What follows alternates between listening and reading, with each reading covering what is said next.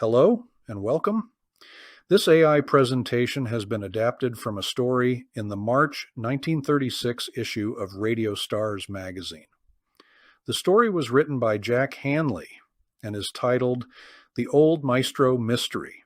It has been said that every story must have motivation. The motivation here is to define who or what exactly is Ben Burney. Inquiring minds want to know, so we are going back now over 100 years ago to the day when a youth bearing the cumbersome name of Anchelowitz and an even more cumbersome suitcase staggered bravely forth to make his way in the world. The suitcase was sheet iron, the proud product of the elder Anchelowitz, who was a blacksmith, and the motivation of the young Anchelowitz, now known as Ben Burney, was his burning desire to be an actor. The result, then and now in history, is the old maestro, who stands before an orchestra and behind a microphone. The gradual evolution from an obscure, struggling young vaudevillian violinist to a radio and film star is not unprecedented. Where then, you might ask, is the mystery? Any number of today's shining lights have climbed, some with dizzying rapidity, from obscurity to fame and fortune. But there is this difference.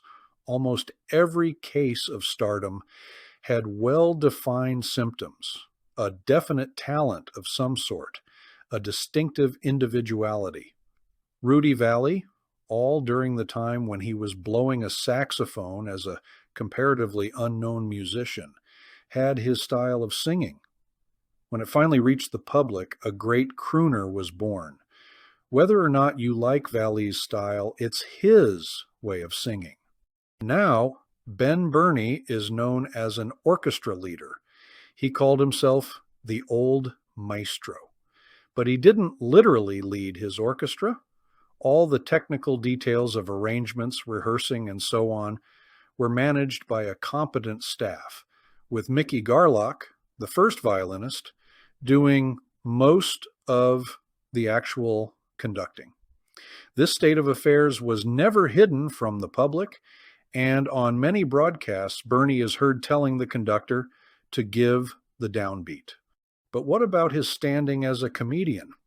Even Ben's most ardent admirers would hardly class him as a radio comic, judged solely by comedy standards. That leaves only one remaining possibility. The maestro, then, must be a personality. To explore this theory, we observed him in action. Ben and Fanny Brice, the great Ziegfeld Follies star who was Ben's guest star on this particular broadcast, were running over gags from the script, which Ben writes himself, assisted by Harold Weiler. But the script didn't seem very funny. Ben was reading, "Have you seen my last picture?" Fanny replied, "I hope so." Ben didn't need an audience reaction to tell him that was weak. Then he read his next gag. Here it is in his own voice, thanks to AI. I'd like you to listen to this letter I just received, folks.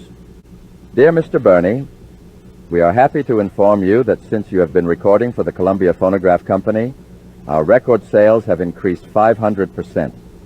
Signed, the Victor Recording Company. The gag wasn't new, but it got a laugh. This last variation still gets a laugh on the air. And there, if anywhere, seems to be the reason for Burney's popularity. He gives them what they know. Any gag writer will admit that the best gags are the old gags. The old maestro apparently subscribed to the same principle. For innumerable years, I did almost exactly the same band act in vaudeville, with hardly a line changed in my ostensibly ad-lib chatter. And I still use many of the same lines in various forms. A few years back, one of the slang fads on Broadway was the addition of an A on the end of words. Performers would say, "She gave me this, and that, Everybody was doing it for a while. Then, like all passing fads, it died down. But I've retained some of this in my most or the best. along with other catchphrases that the listening public has come to identify with me through repeated usage. At this point, it makes sense to play one of the Bernie records from 1928 that proves what the old Maestro has just been saying. The song is called It Goes Like This and is one of the first Bernie recordings where he takes a vocal. There's a male trio accompanying him that imitates Paul Whiteman's Rhythm Boys, where a young Bing Crosby was first noticed. There's also a political joke at the end, which is unusual for records of that era.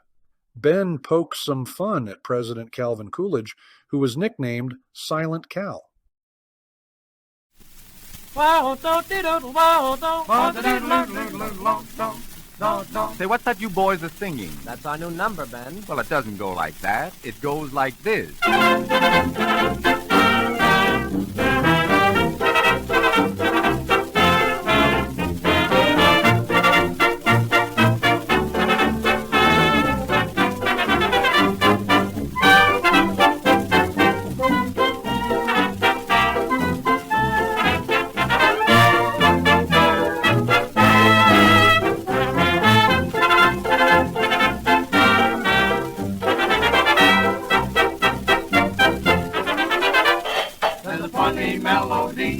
It's a pretty melody. Someone brought it over from across the sea. Ever since the day it came, I've tried to learn its name. What's it all about? Maybe you can help me out. It goes like this. La la la la la la la la la la la. It goes like that. Dee-dee-dee-dee-dee-dee-dee-dee. Then it goes. Die-da-da-die-die-die. And it goes. Do-da-da-do-do-do. Right in the middle of the doggone thing, everybody starts to sing. Ta-ra-ta-ta, it goes like this. Ta-ra-ta-ta, it goes like that. What can the name of it be? It goes like a this. Do-do-do-do-do-do-do-do. And it goes like a that. Oh, what a funny melody. It goes like Then it goes right in the middle of the doggone thing. Everybody starts to sing. A ching ching ching. It goes like this. A ching ching ching. It goes like that. What can the name of it be? It goes like this. Poodaloo, poodaloo, poodaloo, poodaloo, poodaloo. Oh, what a funny melody. And Webster cried. Calhoun replied.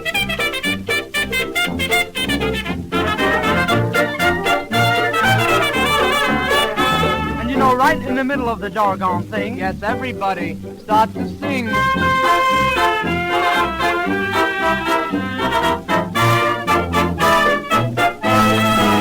And Coolidge said.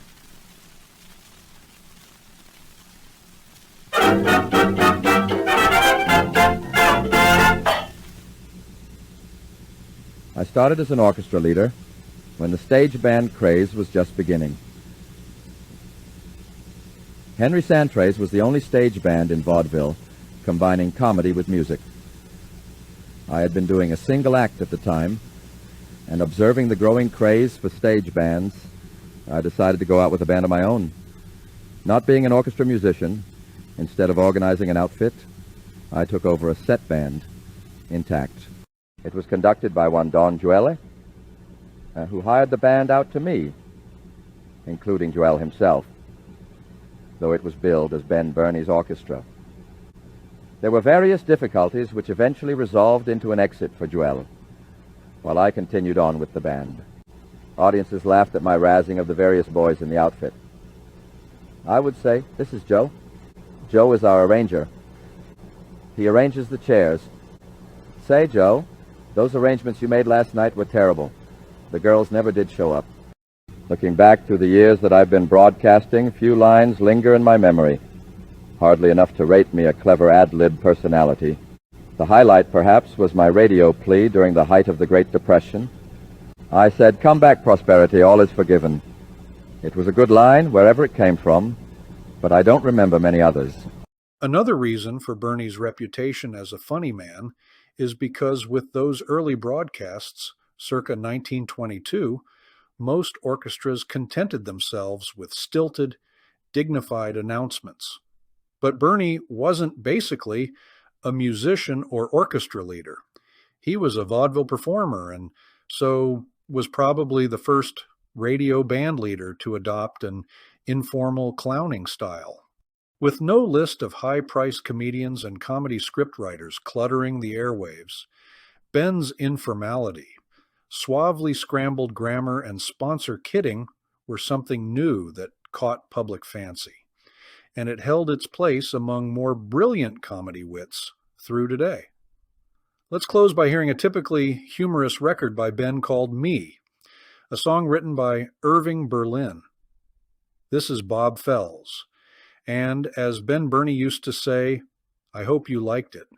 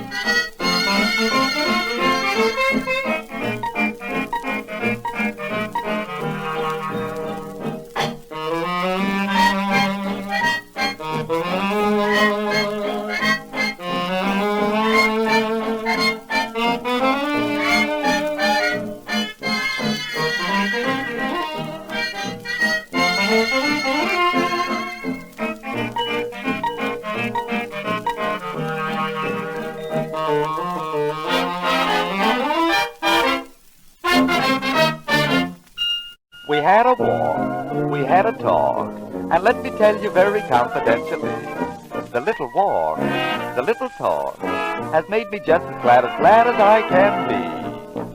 I simply wanted to know who she was loving, and so we took a walk and had a talk, and I discovered pretty soon that it was me. Me. She gave her attention. Not to him, not to her, not to them, not to those, but to me. I sigh. A family. They held a convention. Not for him, not for her, not for them, not for those, but for me, the old maestro. I'm delighted, yes, sir, and I have to laugh. Standing on my dresser is a photograph, see here, which proves that she gives all her attention. Not to him, not to her, not to them, not to those, but to me.